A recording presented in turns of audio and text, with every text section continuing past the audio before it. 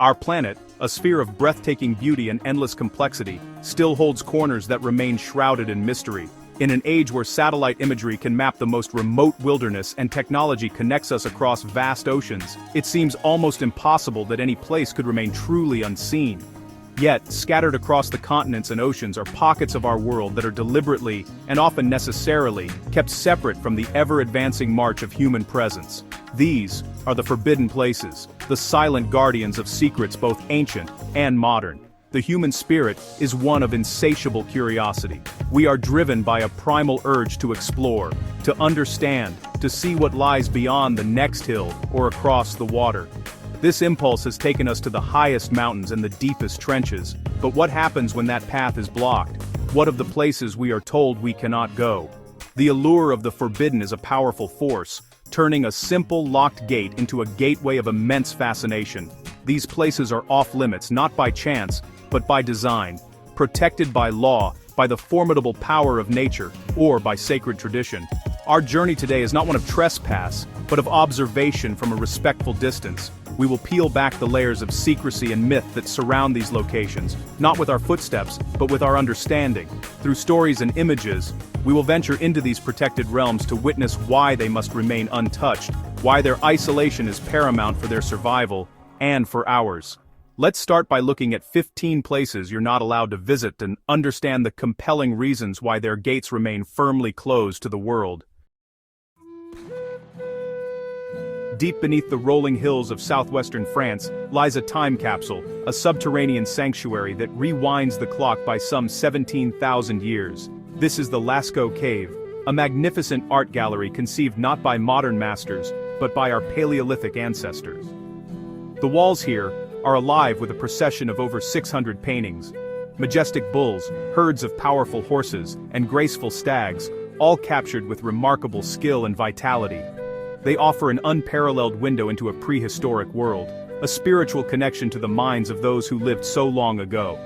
For a brief period, this wonder was open to the public, a chance to stand in the very space our ancestors once did. But our presence, however reverent, came at a devastating cost.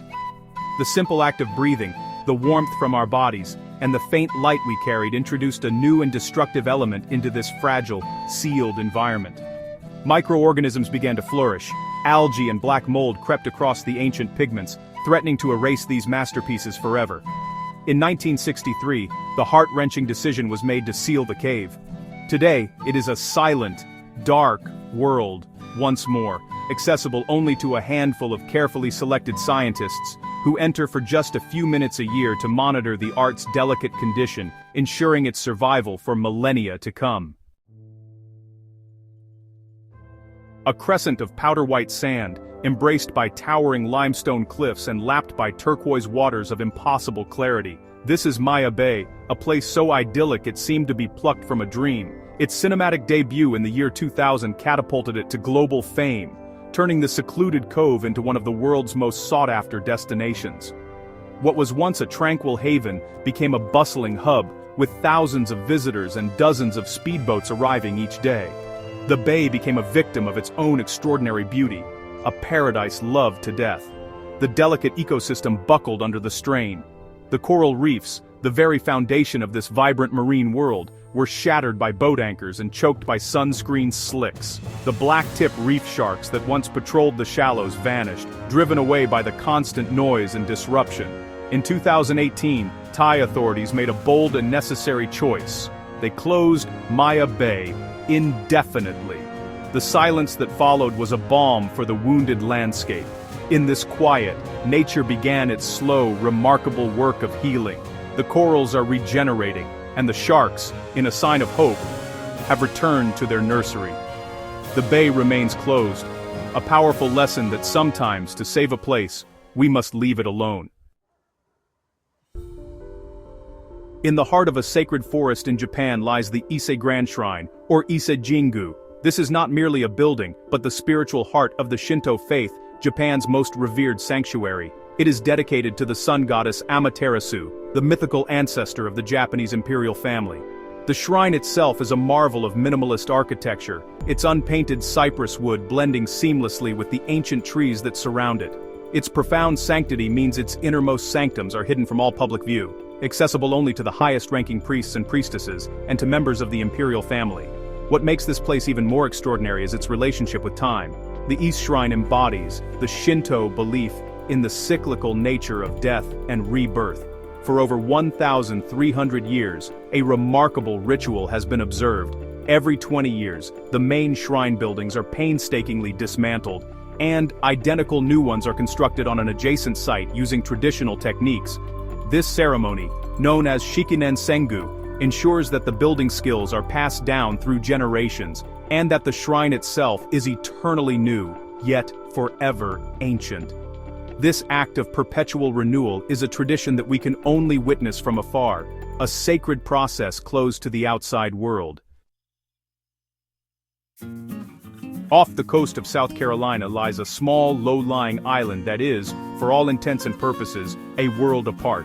Morgan Island is uninhabited by humans, but it is home to a thriving, boisterous population of over 4,000 rhesus monkeys. This is not their native land. These macaques are descendants of a colony originally from Puerto Rico. In the late 1970s, the original research colony was suffering from overpopulation, and there was a growing concern about herpes B-carrying monkeys escaping and spreading the virus to the local human population. A new, isolated home was needed, and so, a unique and permanent solution was found. The monkeys were relocated to the uninhabited Morgan Island, which was then purchased by the South Carolina Department of Natural Resources. The island became their kingdom, a federally protected primate reserve. Here they are studied from a distance by the National Institute of Allergy and Infectious Diseases for biomedical research, but the island itself is strictly off-limits to the public. The warning signs posted along the waterways are clear. This is Monkey Island, a place where primates rule and humans are forbidden to set foot, ensuring both their safety and ours. In the turquoise expanse of the Bay of Bengal lies a small forested island that represents one of humanity's last frontiers of isolation. This is North Sentinel Island, home to the Sentinelese, a people who have lived in near total seclusion from the outside world for perhaps 60,000 years. They are one of the last uncontacted peoples on Earth, continuing to live as their distant ancestors did, as hunter-gatherers, their culture and language a complete mystery to us. Every attempt at contact, whether well-intentioned or accidental, has been met with fierce, unambiguous hostility. The Sentinelese have made it clear they wish to be left alone, defending their shores with bows and arrows against any approaching vessel. Recognizing their extreme vulnerability to modern diseases to which they have no immunity, and respecting their right to self-determination, the Indian government has established a strict exclusion zone. It is illegal to travel within 5 nautical miles of the island. This law serves as a protective shield, not just for the Sentinelese people from the dangers we might bring, but also for outsiders from the very certain danger the islanders pose to any who attempt to land. North Sentinel Island remains a living anthropological mystery, one that, for the sake of its inhabitants, must never be solved. In 1963, in the waters south of Iceland, the world witnessed a primeval event, the birth of an island. A volcanic eruption from deep beneath the waves breached the surface, and over 4 dramatic years of fire and steam, a new landmass was forged. It was named Surtsey, after Surtur, the fire giant of Norse mythology. From the moment it cooled, this island became a unique, pristine natural laboratory. It offered a once-in-a-lifetime opportunity to observe how life colonizes a completely sterile environment, a chance to watch ecology unfold from the very beginning. To preserve its scientific integrity, Surtsey was immediately declared a nature reserve, and access has been strictly forbidden to all but a small number of approved researchers. These scientists follow incredibly strict protocols, even checking their clothing for foreign seeds before setting foot on shore, to ensure that life arrives here naturally, carried by wind, water, or birds. Here, they have witnessed the first seeds taking root, the first insects arriving, and the establishment of bird colonies. Surtsey is a precious, living experiment, a quiet testament to the resilience of nature, and its gates are closed so that we may learn its purest secrets without ever leaving our own contaminating mark. In the vast, sun-scorched expanse of the Nevada desert lies a place that officially, for a very long time, did not exist. Area 51. Its name alone conjures images of impenetrable fences, armed guards, and secrets of global significance. This United States Air Force facility is a highly classified remote detachment of Edwards Air Force Base, hidden from public view and protected by a perimeter of warning signs, motion sensors, and constant surveillance. The airspace above it is the most restricted in the world, a no-fly zone for all commercial and civilian aircraft. What exactly goes on behind the wire has been the subject of intense speculation for decades. While the CIA has confirmed its purpose is the testing of experimental aircraft and weapons systems, its extreme secrecy has made it a powerful magnet for conspiracy theories. It has become the mythical home of crashed UFOs, reverse-engineered alien technology, and clandestine government cover-ups. Whether it houses advanced stealth bombers or beings from another world, the truth remains locked away. Area 51 is a fortress of information, a black spot on the map where the government's need for secrecy trumps the public's desire to know, and its gates will likely never be opened.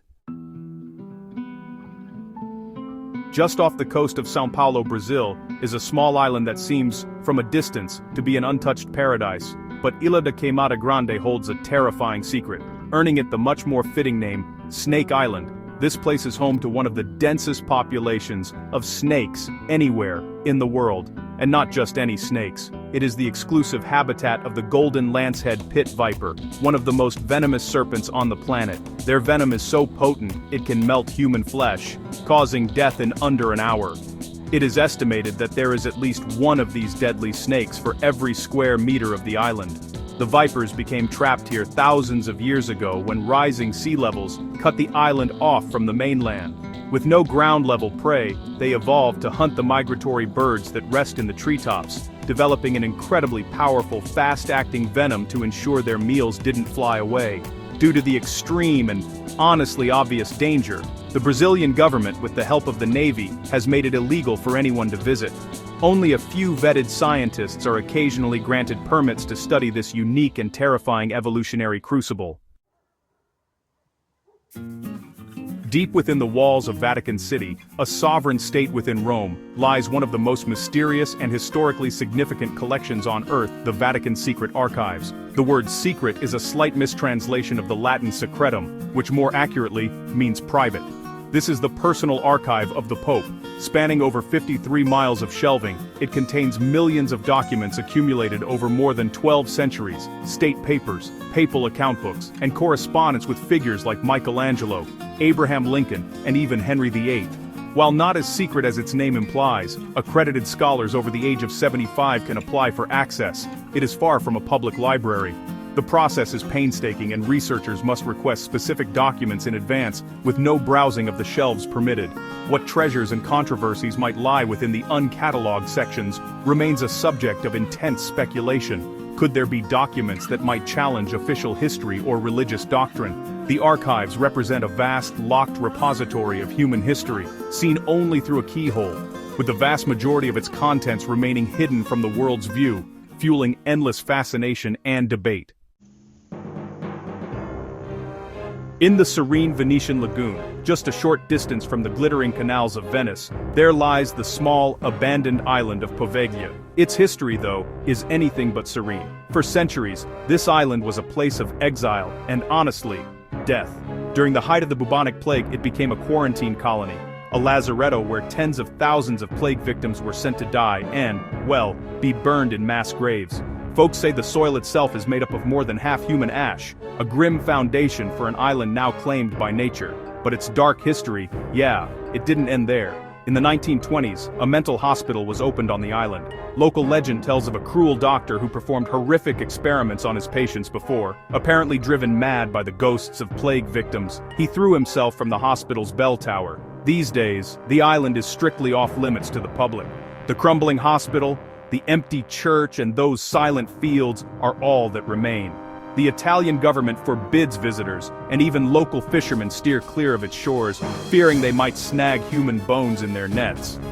Poveglia is an island absolutely saturated with tragedy, abandoned to its ghosts and its terrifying past. In the secretive totalitarian state of North Korea, there are, well, plenty of places hidden from the world, but maybe none is more clandestine or crucial to the regime's survival than Room 39. This isn't just a single room, but a shadowy government organization, a secretive bureau, dedicated to securing foreign currency for the ruling Kim family. Established back in the 1970s, its purpose is to manage the personal slush funds of the country's leaders, operating outside the official state economy, and, honestly, beyond any form of international oversight. Room 39 is believed to control a vast network of enterprises, both legal and illegal. These are thought to range from mining and foreign trade to, far more sinister activities, including counterfeiting, arms dealing, and drug manufacturing. Its operations are a closely guarded state secret, and its headquarters are believed to be located within a ruling Workers' Party building in the capital, Pyongyang. It's the financial engine that powers the regime's nuclear program, military, and the lavish lifestyle of its elite. As a critical and illegal cog in the state machine, Room 39 is truly one of the most inaccessible and mysterious entities on the planet.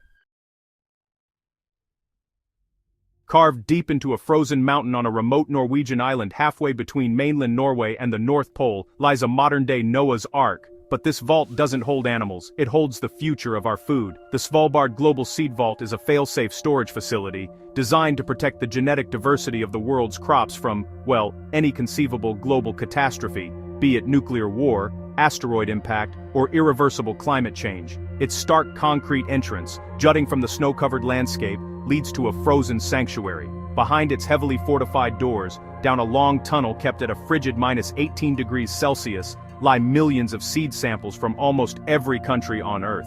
These are duplicates of seeds held in gene banks worldwide, a final backup for humanity. The location was chosen for its natural advantages. The permafrost provides natural refrigeration, and its remote elevated position protects it from rising sea levels. Access is honestly incredibly restricted. The vault is only opened a few times a year to accept new deposits, under the watchful eye of international security. It's a silent, frozen library of life, a place of immense hope for the future, kept securely locked away from the present. Hidden deep within the Ural Mountains of Russia is a town that does not appear on most maps. This is Mezhgory, one of Russia's remaining closed administrative territorial formations, or Zetos. These are secret cities, established during the Soviet era, where access is strictly controlled and residency is by permit only. While many Zetos were involved in the Soviet nuclear program, the purpose of Mezhgoria remains a subject of intense speculation and official silence. It is a place that continues to operate under a thick veil of Cold War-era secrecy.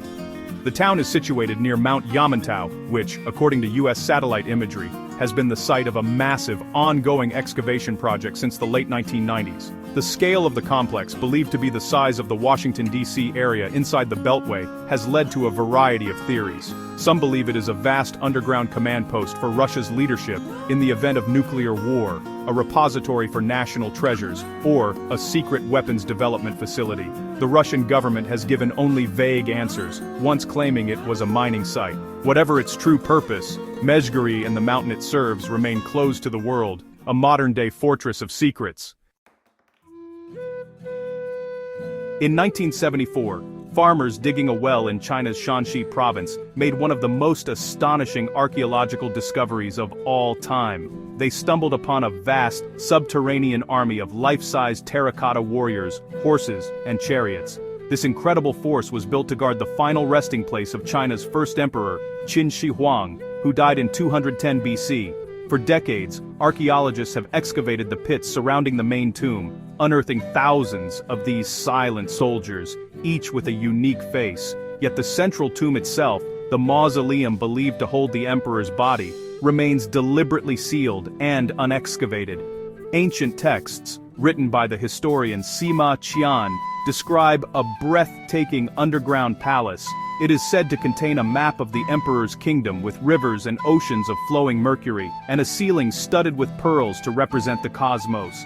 The Chinese government, out of respect for the emperor and a desire to preserve what lies within, has forbidden any excavation of the central mound.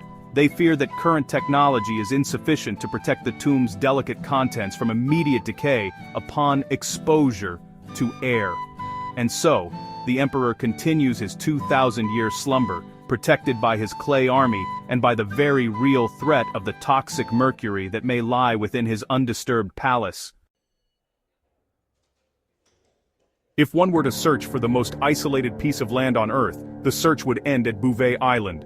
This uninhabited subantarctic volcanic island, a dependency of Norway, is located in the South Atlantic Ocean, over 1,000 miles from the nearest landmass, which is Antarctica. It is a place of savage and profound remoteness. Over 93% of the island is permanently covered by a thick ice cap, which falls in sheer towering cliffs directly into a perpetually stormy sea. Landing here is a monumental challenge, often impossible. Its extreme isolation and hostile environment make it almost entirely devoid of human visitors. There is no harbor, and the weather is relentlessly brutal.